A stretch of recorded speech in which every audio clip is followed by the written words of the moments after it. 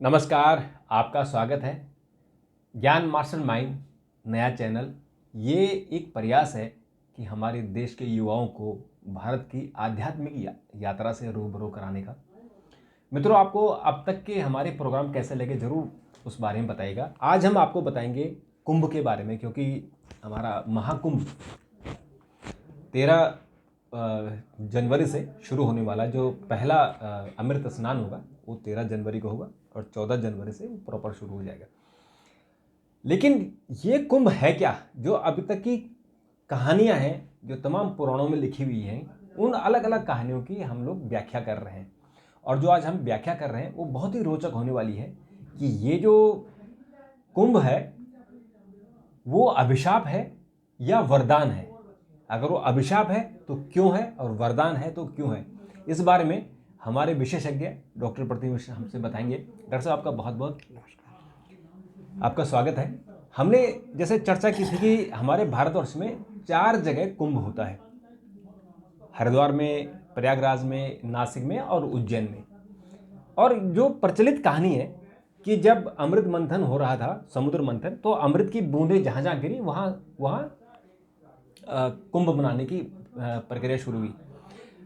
कहानियाँ कुछ और भी है। एक कहानी मैंने ये भी सुनी थी कि कुंभ और कुंभड़ी जो भाई बहन थे, क्योंकि वो साथ साथ नहीं घूम सकते थे, कहा कुंभ ने अपनी बहन से कहा कि हम साथ साथ घूमेंगे तो लोग शक करेंगे और गलत अर्थ निकालेंगे। तो उन्होंने कहा था कि हम इन जो 4 स्थान है इनमें हम 6 साल में और 12 साल में मिलेंगे। तो अर्धकुंभ और कुंभ होता है। और भी कहानियां, लेकिन आपके पास जो कहानी है आज वो बहुत ही रोचक कहानी है, उसके बारे में थोड़ा बताइए। नहीं, वो कहानी नहीं है, वो बेसिकली हमारे पुराणों में लिखी हुई जो है वो कथा है। और देखिए, ये आपने कहा कि कुंभ 4 स्थानों में होता है और वो एक ज़्यादातर लोगों को ये पता है कि समुद्र मंथन हुआ और उसके बाद जो है मोहिनी, भगवान विष्णु मोहिनी रूप धारण करके उस अमृत कलश को लेकर जब बाहर आए और जब छीना झपटी हुई तो उससे जो 4 बूंदें गिरी तो 4 स्थानों पे कुंभ होता है। लेकिन ये परंपरा शुरू क्यों हुई, इसके पीछे क्या रीजन था, ये बहुत महत्वपूर्ण है। और जो अनादिकाल से इस परंपरा के पढ़ने के जो रीजन है वो दरअसल एक ऐसा श्राप था जो आज सनातन के लिए और दुनिया के लिए, दुनिया की मानवता के लिए बहुत बड़ा वरदान बन गया था। वो श्राप लेकिन वो वरदान, मानवता के लिए बहुत बड़ा वरदान। और मुझे लगता है डॉक्टर साहब ये स्कंद पुराण में इसका जिक्र है। हाँ, मैं बता रहा हूँ। और ये जो त्रिवेणी की अमृत धारा में अभी 13 तारीख से जो डुबकी लगेगी, अध्यात्म की डुबकी लोग लगाएंगे, वो परंपरा इतनी आसान नहीं थी।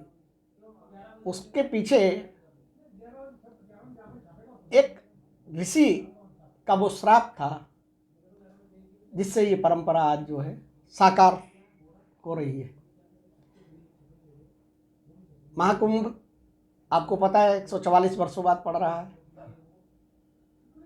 कुंभ हर 12 साल बाद पड़ता है, अर्धकुंभ हर 5 साल 6 साल बाद पड़ता है। लेकिन महाकुंभ का आध्यात्मिक महत्व बहुत ज़्यादा है। हर कोई, दुनिया भर के लोग जो है इस समय का इंतजार करते हैं कि कब कुंभ पड़े, सनातन धर्मी विशेषकर, और वो पवित्र धारा में डुबकी लगाकर अमृत की खोज कर सकें या अमृत प्राप्त कर सकें। इस बार महाकुंभ में भी माना जा रहा है कि 40 करोड़ लोग आएंगे। दिव्य तरीके से महाकुंभ की नगरी को सजाया गया है। तमाम साधु संत देश विदेश के वहां पहुंच भी चुके हैं। तो कुंभ का अपना महत्व है। लेकिन अब चलते हैं, अब आपको उस कथा की ओर लेकर चलते हैं जो कि जिसकी वजह से ये कुंभ एक परंपरा बनी।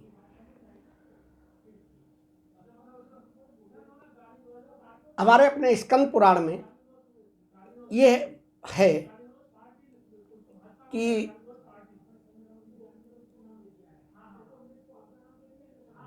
प्रथम देवासुर संग्राम हुआ। देवासुर संग्राम होने के बाद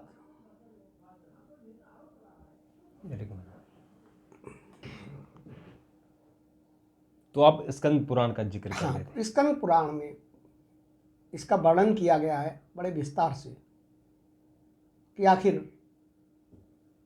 ये जो जिसे हम कुंभ मनाते हैं उसके पीछे कारण क्या थे, कौन से ऐसे कारण थे जिसकी वजह से ये कुंभ जैसा वरदान मानवता को मिला। मैंने आपको बताया कि देवासुर संग्राम हुआ। देवासुर संग्राम में देवों के राजा इंद्र विजयी हुए, देवताओं की विजय हुई। और वो विजय बेसिकली देवताओं की विजय नहीं थी, उसमें ब्रह्मा विष्णु महेश जो हमारे 3 देव हैं इनका सहयोग था। उसकी वजह से उस संग्राम में असुर पराजित हुए। उस जीत के बाद जैसा कि अमूमन होता है,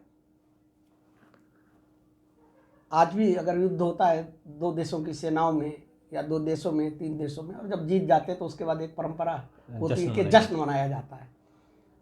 तो इंद्रलोक में भी देवताओं ने जश्न मनाना शुरू किया। अब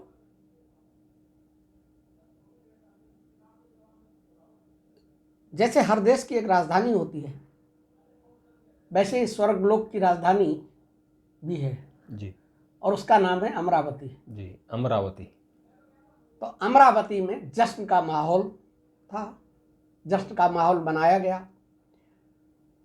उस जश्न का माहौल थोड़े दिन तक तो ब्रह्मा विष्णु महेश और हमारे जो ऋषि सप्त ऋषि थे वो लोग इंतजार करते रहे कि अब जश्न खत्म होगा, तब जश्न खत्म होगा। लेकिन वो जश्न खत्म होने का नाम नहीं ले रहा था और स्थिति यहाँ तक आ गई थी कि देवराज इंद्र जो है दिन भर सोम रस का पान किए मदमस्त रहते थे। अप्सराओं का, गंधर्वों का गान होता था, अप्सराओं का नृत्य होता था। और स्थिति यहाँ तक आ गई कि ग्रह मंडल की जो बैठक होती थी एक नियत समय पे, वो नहीं हुई। अब आप कहिए ग्रह मंडल की बैठक कैसे थी? जैसे कि हमारे यहाँ कैबिनेट की बैठक होती है, प्रधानमंत्री जी कैबिनेट की बैठक टाइम पे करते हैं। हाँ। और उसमें नीतिगत बड़े निर्णय लिए जाते हैं। बिल्कुल। तो जब ग्रह मंडल की बैठक नहीं हुई तो सप्त ऋषि चिंतित हुए। दरअसल हमारे इस ब्रह्मांड में सप्त ऋषियों का एक बहुत महत्व है और वो जो है एक वॉच डॉग की भूमिका निभाते हैं। समझ गया? बिल्कुल। मतलब जो ईश्वरीय सत्ता है, जो देवराज की सत्ता है या जो देवों की सत्ता है, उस पे वो नजर रखते हैं और अगर उनको कहीं गलत लगता है तो फिर उसको वो जो है इंगित करते हैं, उनको चेताते हैं, चेतावनी देते हैं। अब जब ग्रह मंडल की बैठक नहीं हुई तो आप ये समझिए कि वातावरण में असंतुलन पैदा होने का खतरा पैदा हो गया, क्योंकि देवराज स्वर्ग में आनंद उठा रहे थे और ग्रह जो है वो भी मस्त हो गए, उदासीन हो गए। तो वातावरण का, संपूर्ण ब्रह्मांड का जो है संतुलन बिगड़ने लगा। सप्त ऋषियों ने एक बैठक की और सप्त ऋषियों ने बैठक करने के बाद यह तय किया कि इंद्र को इस मामले में सावधान किया जाए। इंद्र बड़ा अभिमानी किस्म के व्यक्ति थे। तो ये तय ये हुआ कि सप्तऋषियों में दुर्वासा ऋषि जी को उनके पास भेजा जाए, भेजा जाए, वही सबका इलाज कर। वही इलाज कर सकते हैं इंद्र का ठीक से। और उन्होंने किया, मैं बताऊंगा आगे। और वो इलाज अच्छा हुआ कि वो इलाज हो गया, तो आज हमें कुंभ की ये परंपरा मिल गई जी। तो दुर्वासा ऋषि देवलोक के रास्ते पर चल दिए। अब सारे लोग परेशान थे, देवराज इंद्र, और जो जश्न हो रहा था और जिस तरीके से चीजें हो रही थी उससे सब परेशान थे। मैं नारद मुनि भी परेशान थे। तो जब उन्होंने देखा कि देवराज ये अपना दुर्वासा ऋषि जो है देवलोक की ओर गमन कर रहे हैं, प्रस्थान कर रहे हैं, तो वो रास्ते में आए उनसे मिलने के लिए। क्योंकि नारद जी की आदत थी कि मतलब सूचना लेना देना, सूचना लेना और देना, आदान प्रदान करना। नारद जी ने देव ऋषि को देखा, दुर्वासा ऋषि को देखा, और दुर्वासा ऋषि को देखने के बाद अभिवादन हुआ दोनों तरफ से। उन्होंने कहा कि महर्षि, आपने सही समय पर सही कदम उठाया, हम आपका समर्थन करते हैं, और आप को ही जाके उनको, इंद्र को समझाना चाहिए। हालांकि इंद्र बहुत अभिमानी है, नारद जी ने उनको संकेत दिया कि आपको जाके जो है उनको समझाना चाहिए। तो दुर्वासा ऋषि ने कहा कि देखिए, हमको उनके अभिमान, अहंकार, स्वाभिमान इससे लेना देना नहीं है। हमको जो है हमारा जो भूमंडल है, जो हमारा जो ब्रह्मांड है, उसका संतुलन बना रहे, हमारी चिंता इस बात को है। हमें अपने मान अपमान की चिंता नहीं, और हम कोशिश करेंगे कि देवराज इंद्र को समझाया जाए कि नियत समय पे वो बैठकें करें ग्रहमंडल की।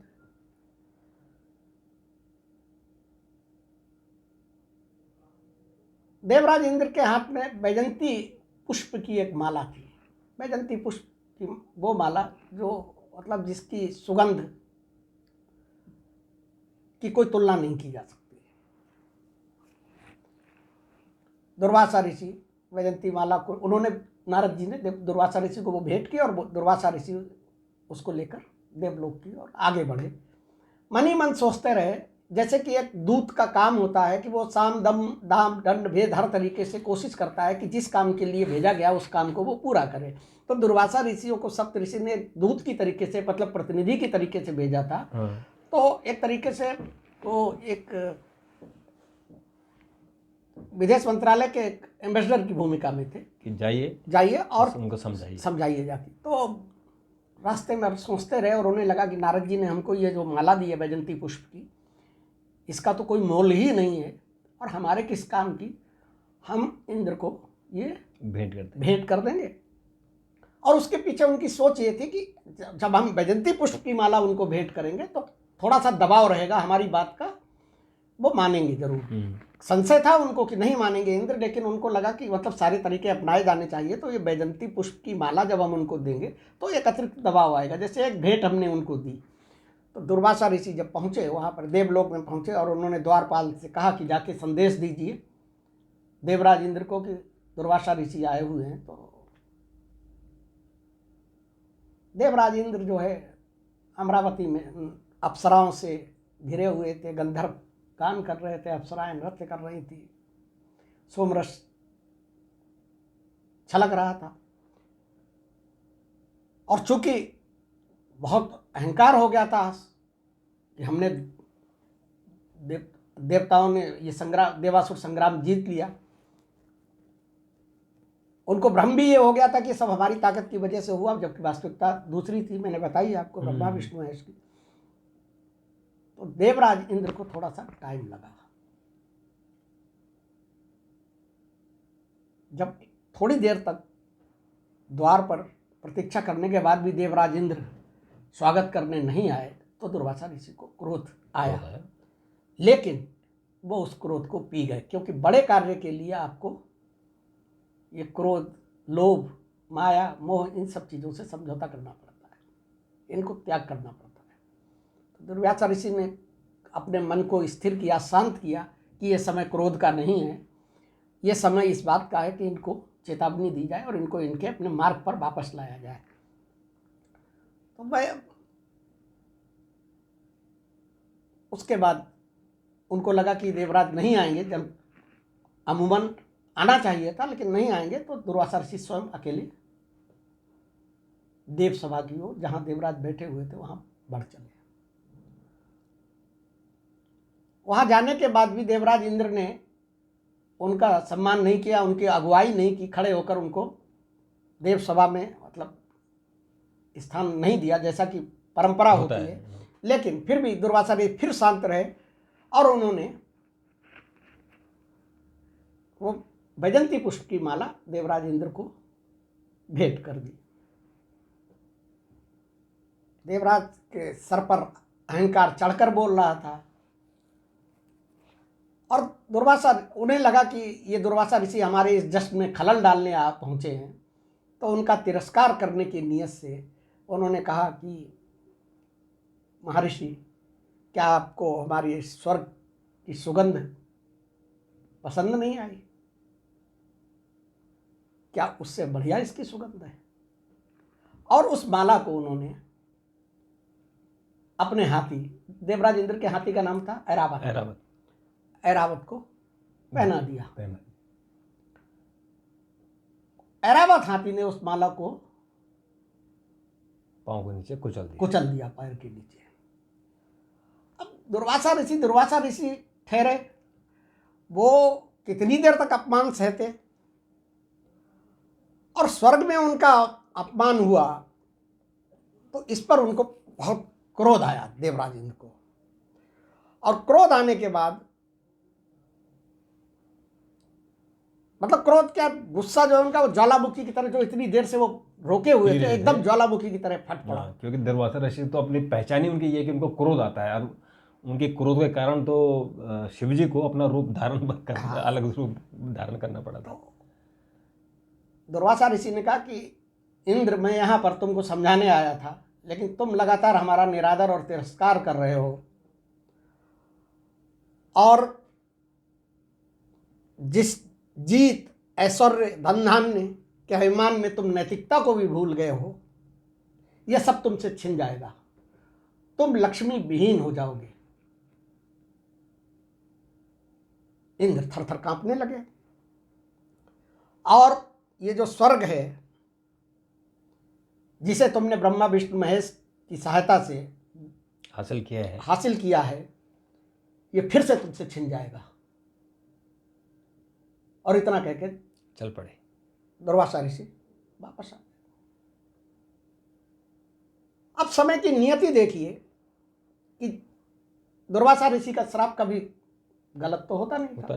उन्होंने जो बोल दिया वो पत्थर की लकीर। समय बीतता रहा और धीमे धीमे क्या हुआ कि सारी लक्ष्मी जो है, उनकी जितना ऐश्वर्य था, ऐश्वर्य सब खत्म होता गया, और लक्ष्मी जो थी संसार से, वो सीधे समुद्र में फिर से क्षीर सागर में समा गई।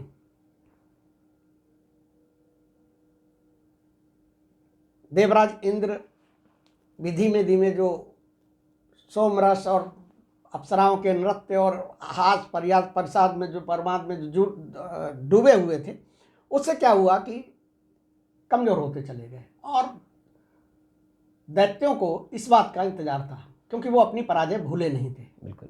उस समय दैत्यों का राजा था बलि, महाबली, राजा बलि थे। और राजा बलि को लगा कि ये मौका सही है, ये अवसर सही है कि इस समय देवता फिर से कमजोर हो गए हैं, और उन्होंने इंद्रलोक पर, स्वर्ग पर आक्रमण कर दिया। और आक्रमण करके उन्होंने स्वर्ग को फिर से जीत लिया। राजा बलि इतना पराक्रमी राजा थे कि वो अलग से कथा में बताऊंगा कि राजा बलि को भगवान विष्णु के बहुत बड़े शिष्य थे, क्योंकि तीनों लोक पे उसने अधिकार कर दिया। बिल्कुल। अब रहने की जगह ही नहीं कहीं देवताओं के लिए। तो जैसा अमूमन होता है, जब कष्ट आता है तो आदमी भगवान के पास जाता है। तो देवराज इंद्र जब लुटपिट गए, सारा ऐश्वर्य चला गया, लक्ष्मी चली गई, सारी वैभव चला गया, और स्वर्ग का सिंहासन भी छिन गया फिर से, और किसी लोक में, तीनों लोक में आधिपत्य राजा बलि का। तो जाएं तो कहाँ जाएं, तो सीधे भगवान के पास पहुंचे, और इस बार भगवान विष्णु की शरण में गए। भगवान विष्णु ने इंद्र से पूछा, तो इंद्र ने पूरी कहानी बताई। तो उन्होंने कहा कि तुमको कितनी बार समझाया समझाया जा चुका है, लेकिन तुम कितनी मानते बार नहीं हो। समझाया। और दूसरी बात यह है कि ऋषि दुर्वासा से पूरी दुनिया डरती है, और वो किसी काम के लिए आए थे, तुमने ये भी नहीं, ना तो उनका अतिथि सत्कार किया, ना उनका सम्मान किया, और उनके आने का कारण तक नहीं पूछा। तो ये गलती तो तुम्हारी है। तो ये सब चरणों में विष्णु भगवान के लौट गए कि क्या करें, अब तो सब आप ही हमें तारिए, आप ही हमारा वो करिए, रक्षा कीजिए। तो भगवान विष्णु ने उस समय कहा कि जाके समुद्र मंथन की तैयारी करो, समुद्र मंथन होगा। और क्योंकि तुम्हें बार बार हम कहाँ तक क्या करेंगे, तो हम चाहते हैं कि इस बार आपका परमानेंट इलाज हो जाए। और परमानेंट इलाज ये था कि भगवान का कहना था कि उनको पता थी कि जब समुद्र मंथन होगा तो उसमें से अमृत निकलेगा, और वो अमृत देवताओं को दे दिया जाएगा, तो देवता अमर हो जाएंगे। उसके बाद बार बार ये देवासुर संग्राम और इस तरीके की चीज़ें नहीं होंगी। तो उन्होंने कहा कि समुद्र मंथन की तैयारी कीजिए जाके। समुद्र मंथन हुआ। उसके बाद ये कहानी जो है आपकी, समुद्र मंथन में एक एक करके रत्न निकलना शुरू हुए, और जब अमृत कलश निकला तो भगवान विष्णु ने मोहिनी रूप धारण किया और उस अमृत कलश को लेकर बाहर आए। वो कहानी आप सबको पता ही है। उसके बाद तो जब वो आप ये मान के चलिए कि ये जो है जी, आज जो कुंभ की परंपरा है, ये एक ऋषि के श्राप का परिणाम है। और जो श्राप उन्होंने उस समय दिया था वो आज हमारे लिए वरदान वरदान साबित हो रहा है। साबित हो क्योंकि वही जो अमृत की बूंदें 4 जगह गिरी थी, उन्हीं 4 स्थानों पर आज कुंभ होता है। और अर्धकुंभ, पूर्ण कुंभ और महाकुंभ। वैसे कुंभ 2 ही होते हैं, अर्धकुंभ और पूर्ण कुंभ। ये महाकुंभ तो मुझे लगता है कि समय ने महाकुंभ बना दिया। 144 वर्ष बाद 144 बस वो ग्रह योग ऐसा बना कि 144 साल बाद ऐसा ग्रह योग बना है। ग्रह योग बना। लेकिन होता 2 ही है, 6 साल बाद और 12 साल 12 बाद। साल बाद। तो ये तो बहुत ही तो रोचक कहानी। ये मतलब कुंभ की ये जो परंपरा है, उसके पीछे जो असली कारण है वो ऋषि दुर्वासा हैं। ऋषि दुर्वासा हैं, उनका श्राप है, उनका श्राप है और इंद्र का अहंकार, और अभिमान इंद्र का है। अहंकार है। और इसके कारण आज जो हमको कुंभ मिला है, अर्ध कुंभ मिला है, पूर्ण कुंभ मिला है, तो उसके पीछे ये वरदान है और हमारे जो मानवता के आपने लिए। जो आपने राजा बलि की कहानी बताई थी, तो उस पर हम किसी और दिन चर्चा करेंगे। और वैसे आपने विष्णु पुराण देखा होगा, तो राजा बलि की कहानी आपने जरूर देखी होगी। कितना बलशाली राजा थे। और भगवान विष्णु के, जब भगवान विष्णु ने बावन जो उनका बामन अवतार था, तीसरा अवतार था शायद बामन अवतार, तो बामन अवतार उन्होंने बलि को ही वो अलग से पर लंबी कहानी है, उस पर देंगे। तो आप मतलब ये मान के चलिए कि देवलोक से जो ये परंपरा निकली है, इस परंपरा के द्वारा नीति और नैतिकता की शिक्षा भी मिलती है। दूसरे, ये मानव समाज के लिए में समरसता का भाव पैदा करने का भी एक माध्यम है। हाँ, इस बहाने सब पूरा समाज एक साथ आता है, एक साथ गंगा जी में या उज्जैनी में, शिप्रा जी में, नासिक में, ये उन नदियों में आकर और ऐसा मानते कि वो नदियाँ इस समय जो संयोग बना है, इस संयोग में वो अमृत जैसा हो जाती हैं और उसका लाभ सबको मिलता है। उनके जन्म जन्म के पाप दूर हो जाते हैं, उनको भगवान की कृपा होती है। और ऐसा इसलिए सब लोग जो इतनी दूर दराज से छोड़कर कुंभ के लिए जाते हैं और वहाँ कल्पवास करते हैं, ये भी बड़ी बड़ी कहानियाँ हैं। उस पर हम चर्चा करते रहेंगे। दरअसल आज आपने बहुत अच्छी बात बताई। और मुझे लगता है कि जो हमारी युवा पीढ़ी है, यहाँ तक कि जो हमारे जैसे भी लोग, जो हमारी भी पीढ़ी के लोग हैं, उनको भी कुंभ के पीछे की ये कहानी कि इसमें दुर्वासा ऋषि का जो श्राप था, और जो इंद्र भगवान जो हमेशा गलतियों पर गलती करते रहे और भगवान विष्णु उनको बार बार बचाते रहे, तो उसका भी ये परिणाम है। लेकिन ये हमारे मानव समाज के लिए एक जो अभिशाप था वो वरदान बन गया। और इसलिए पूरे समाज, हमारा हिंदू समाज कम से कम एकजुट हो जाता है। हमको दुर्वासा ऋषि का ऋणी होना चाहिए कि कम से कम इस बहाने हिंदू समाज एक हो रहा है। और कब की ये बात है, सदियों सदियों पुरानी बात है। और आज हमारा जो समाज है इस बहाने एकजुट हो रहा है। डॉक्टर साहब, आपने बात की और इतनी अच्छी जानकारी आपने दी, आपका बहुत बहुत धन्यवाद। और आप भी चैनल को सब्सक्राइब कीजिए, अपने दोस्तों को और युवा पीढ़ी को ज़रूर भेजिए, क्योंकि ये हमारा जो प्रयास है ये सनातन के बारे में जागृति फैलाने के लिए है। और जो हमारा युवा वर्ग है वो कम से कम समझें कि हमारा जो भी हमारी कहानियाँ हैं, हमारे पुराण हैं, हमारे वेद हैं, वो ऐसे ही नहीं है। उनके पीछे बहुत गूढ़ और बहुत गहन अध्ययन है जिसका इस समाज पर असर होता है और जो इस समाज बनता है। तो हमारी जो भी परंपरा है उसके बारे में हम आपको बताते रहेंगे, उन रहस्यों के बारे में एक एक करके उनके रहस्य खोलेंगे। और हमारे साथ बने रहिए। तब तक के लिए नमस्कार।